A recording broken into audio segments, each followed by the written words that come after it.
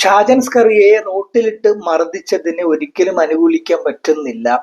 അത് മനസാക്ഷിക്കെതിരായിട്ടുള്ള കാര്യം തന്നെയാണ്. പക്ഷെ ഞാൻ ആലോചിക്കുമ്പോൾ ഒരാൾക്ക് ഒരു തവണ അടി കൊള്ളുമ്പോൾ ഒക്കെ വീണ്ടും രണ്ടാമതും തല്ല് കൊള്ളുമ്പോൾ അയാൾക്കാണോ നാട്ടുകാർക്കാണോ പ്രശ്നം എന്നുള്ളതിൽ ഒരു സംശയം, ഒരു ആശയക്കുഴപ്പം അതിനകത്തുണ്ട്. ഷാജിന് തല്ല് കിട്ടിയതിൽ എനിക്ക് അകത്ത് സന്തോഷം ഉണ്ടെങ്കിലും എനിക്കത് പറയാൻ പറ്റില്ല. കാരണം അങ്ങനെ ആൾക്കൂട്ടം കൂടി ഒരാളെ തല്ലുന്നത് നിയമവിരുദ്ധമാണ്. അങ്ങനെ ചെയ്യാൻ പാടില്ല. ഇവിടെ നീതിയുണ്ട്, നീതിന്യായ വ്യവസ്ഥയുണ്ട്, കോടതിയും പോലീസും എല്ലാം ഉണ്ട്. എന്താണോ പ്രശ്നം അതൊരു പരാതിയായി കൊടുത്ത് അതിന്റെ വഴിക്ക് നീങ്ങുന്നതല്ലേ നല്ലത്. ഷാജനെ തല്ലിയതിൽ അതിയായ സന്തോഷം ഉണ്ടെങ്കിലും അത് പ്രകടിപ്പിക്കാനോ അല്ലെങ്കിൽ അതുമായി ബന്ധപ്പെട്ട് ആഘോഷിക്കാനോ പറ്റുന്നില്ല. കാരണം ഇത് UP അല്ലേ, ഇത് കേരളമല്ലേ.